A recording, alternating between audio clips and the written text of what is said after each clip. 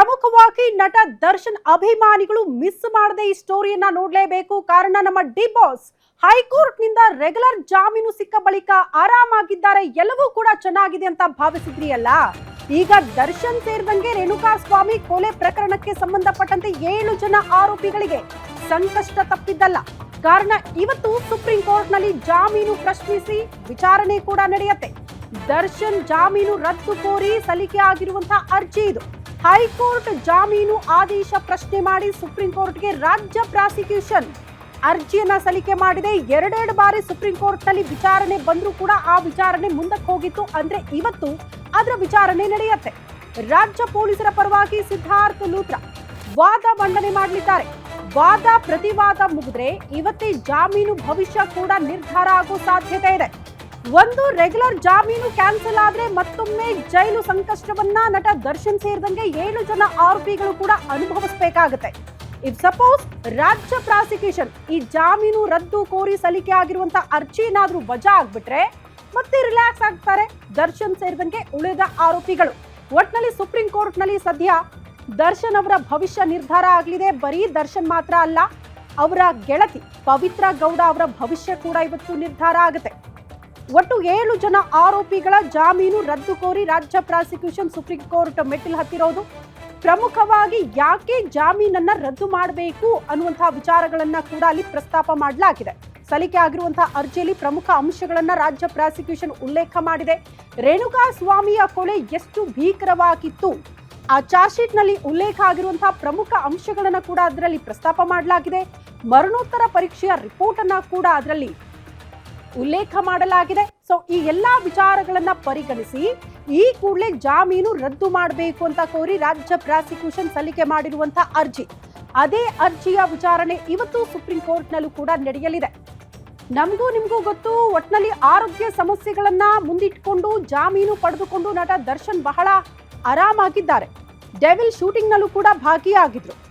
ಎಷ್ಟರ ಮಟ್ಟಿಗೆ ಅಂದ್ರೆ ಮೊದಲು ಆರಂಭದಲ್ಲಿ ಅವ್ರಿಗೆ ಮಧ್ಯಂತರ ಜಾಮೀನು ನೀಡಲಾಗಿತ್ತು. ಅದಾದ ಬಳಿಕ ರೆಗ್ಯುಲರ್ ಜಾಮೀನು ಮಂಜೂರಾಯಿತು. ಅಲ್ಲೂ ಕೂಡ ಒಂದಷ್ಟು ಕಂಡೀಷನ್ಸ್ ಇತ್ತು. ಇಲ್ಲ ಶೂಟಿಂಗ್ ನೆಪ ಮಾಡಿಕೊಂಡು ಬೇರೆ ಬೇರೆ ರಾಜ್ಯಗಳಿಗೆ ಹೋಗಬೇಕಾಗುತ್ತೆ, ಆ ಷರತ್ತನ್ನ ಸಡಿಲಿಕೆ ಮಾಡಲೇಬೇಕು ಅಂತ ಮತ್ತೆ ತಮ್ಮ ಪರ ವಕೀಲರ ಪರವಾಗಿ ಅಂದ್ರೆ ವಕೀಲರು ಸಿ.ವಿ. ನಾಗೇಶ್ವರು ಮತ್ತೊಂದು ಅರ್ಜಿ ಸಲ್ಲಿಕೆ ಮಾಡಿದ್ರು. ಅದನ್ನ ಪುರಸ್ಕರಿಸಿದ ಹೈಕೋರ್ಟ್ ಆ ಷರತ್ತನ್ನ ಕೂಡ ಸಡಿಲಿಕೆ ಮಾಡಿತ್ತು.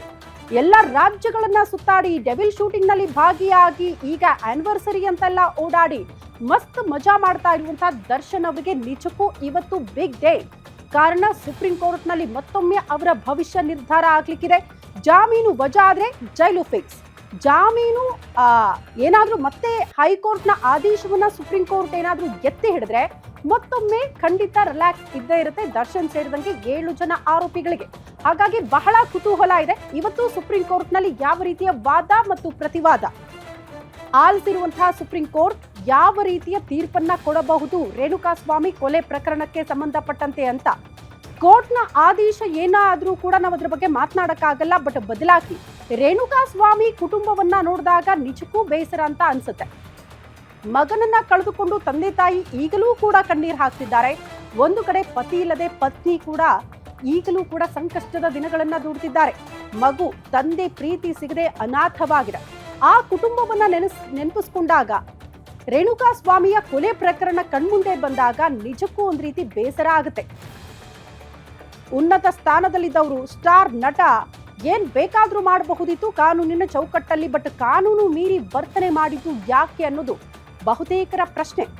ಬಹುತೇಕ ಅವರ ಅಭಿಮಾನಿಗಳು ಹೇಳಬಹುದು ಮತ್ತೆ ದರ್ಶನ್ ವಿಚಾರಕ್ಕೆ ಸಂಬಂಧಪಟ್ಟಂತೆ ಹೇಳೋದ್ ಬಿಟ್ರೆ ಬೇರೆ ಏನೂ ಇಲ್ವಾ ಅಂತ. ಹಂಗೆ ರೇಣುಕಾ ಸ್ವಾಮಿ ಕುಟುಂಬವನ್ನ ತಲೆಯಲ್ಲಿ ಇಟ್ಕೊಂಡು ಕೂಡ ಮಾತನಾಡಬೇಕು ಅಂತ ಅನ್ಸುತ್ತೆ ಡಿ ಬಾಸ್ ಅಭಿಮಾನಿಗಳು. ಅಭಿಮಾನ ಪ್ರೀತಿ ಎಲ್ಲವೂ ಕೂಡ ಸರಿ, ಆದ್ರೆ ತಪ್ಪುಗಳಾದಾಗ್ಲೂ ಕೂಡ ಆತನನ್ನ ಹೊತ್ತು ಮೆರಿತೀರಿ, ಅದನ್ನೇ ನೀವು ಸಮರ್ಥನೆ ಮಾಡ್ಕೊಳ್ತೀರಿ ಅಂತ ಅಂದ್ರೆ ನೀವು ಅಂಧಾಭಿಮಾನಿಗಳಲ್ಲದೆ ಬೇರೇನೂ ಅಲ್ಲ.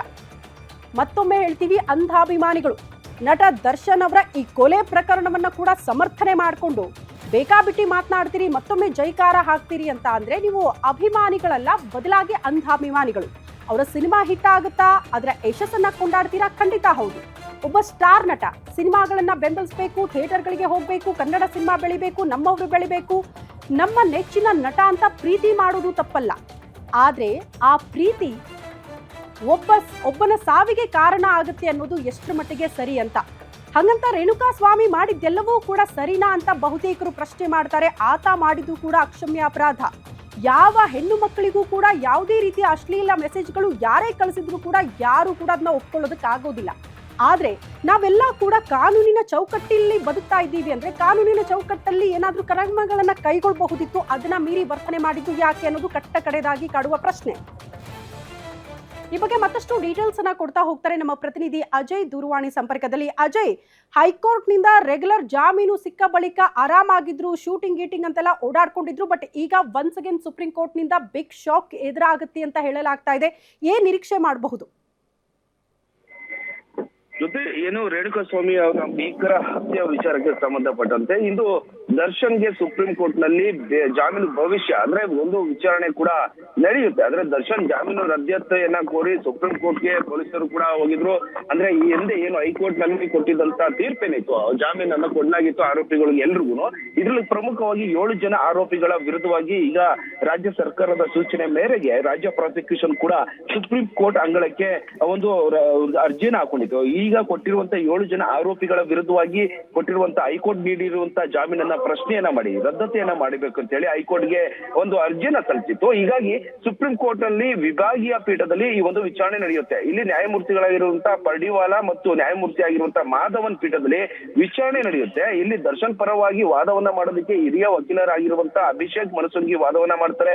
ಮತ್ತೊಂದು ಕಡೆ ಪೊಲೀಸರ ಪರವಾಗಿ SPP ಸಿದ್ಧಾರ್ಥ ಲೂತ್ರಾ ಏನಿದ್ರೆ ಅವರು ವಾದವನ್ನ ಮಾಡ್ತಾರೆ. ಅಂದ್ರೆ ಇಲ್ಲಿ ಪ್ರಮುಖವಾಗಿ ಕಳೆದ ಬಾರಿ ವಾದ ಪ್ರತಿವಾದ ಕೂಡ ಸಾಕಷ್ಟು ಆಗಿತ್ತು. ಅಂದ್ರೆ ದರ್ಶನ್ ಅವರು ನೇರವಾಗಿ ಈ ಒಂದು ಕೊಲೆಯಲ್ಲಿ ಭಾಗಿಯಾಗಿಲ್ಲ, ಜೊತೆಗೆ ಕೊಲೆಯಲ್ಲಿ ಭಾಗಿಯಾಗಿರೋದಕ್ಕೆ ಯಾವುದೇ ರೀತಿಯಾದಂತ ಸಾಕ್ಷಿಗಳಿಲ್ಲ ಅಂತ ಹೇಳಿ ಪ್ರಬಲವಾದಂತ ವಾದವನ್ನ ದರ್ಶನ್ ಪರ ವಕೀಲರು ಕೂಡ ಮಾಡಿದ್ರು. ಅಂದ್ರೆ ದರ್ಶನ್ ಬಂಧನಕ್ಕೆ ಪೊಲೀಸರು ಯಾವುದೇ ರೀತಿಯಾದಂತ ಕಾರಣಗಳನ್ನ ನೀಡಿಲ್ಲ. ಯಾಕಂದ್ರೆ ಯಾವುದೇ ಒಂದು ವ್ಯಕ್ತಿನ ಅರೆಸ್ಟ್ ಮಾಡ್ಬೇಕಾದ್ರೆ ಅರೆಸ್ಟ್ ಪ್ರೊಸೀಜರ್ ಅನ್ನ ಮಾಡ್ಬೇಕಾಗುತ್ತೆ. ಯಾಕಾಗಿ ಅರೆಸ್ಟ್ ಅನ್ನ ಮಾಡ್ತೀವಿ, ಏನಕ್ಕೆ ಅರೆಸ್ಟ್ ಅನ್ನ ಮಾಡ್ತಾ ಇದೀವಿ ಅಂತ ಹೇಳಿ ಮೆಮೋ ಕೂಡ ಕೊಡ್ಬೇಕಾಗುತ್ತೆ. ಆದ್ರೆ ಪೊಲೀಸರು ಇದು ಯಾವುದನ್ನು ಮಾಡಿಲ್ಲ ಅಂತ ಹೇಳಿ ವಾದವನ್ನ ಮಾಡಿದ್ರು. ಜೊತೆಗೆ ಮೃತ ಏನು ಚಿತ್ರದುರ್ಗದ ರೇಣುಕಾ ಸ್ವಾಮಿ ಮೃತ ದೇಹ ಸಿಕ್ಕಿತ್ತಲ್ಲ, ಅದಾಗಿಯೂ ಕೂಡ ತನಿಖೆನ ಯಾಕೆ ತಡವಾಗಿ ಆರಂಭವನ್ನ ಮಾಡಿದ್ರು, ಜೊತೆಗೆ ಸಾಕ್ಷಿಗಳ ಹೇಳಿಕೆಯನ್ನು ಯಾಕೆ ಲೇಟ್ ಆಗಿ ದಾಖಲಿಸಿಕೊಂಡಿದ್ರು, ಜೊತೆಗೆ ದರ್ಶನ್ ಕೊಲೆಯಲ್ಲಿ ಭಾಗಿದ್ದಾರೆ ಅನ್ನೋದಕ್ಕೆ ಸಾಕ್ಷಿಗಳಿಲ್ಲ ಅಂತ ಹೇಳಿ ಮನುಸಿಂಗಿ ಅವರು ವಾದವನ್ನ ಮಾಡಿದ್ರು. ಹೀಗಾಗಿ ದರ್ಶನ್ ಕೊಲೆಯಲ್ಲಿ ಭಾಗಿಯಾಗಿದ್ದಾರೆ ಅನ್ನೋದಕ್ಕೆ ಯಾವುದೇ ನೇರ ಸಾಕ್ಷಿಗಳಿಲ್ಲ ಅಂತ ಹೇಳಿ ಸಾಕಷ್ಟು ವಾದವನ್ನ ಮಾಡಿದ್ರು. ಇದಕ್ಕೆ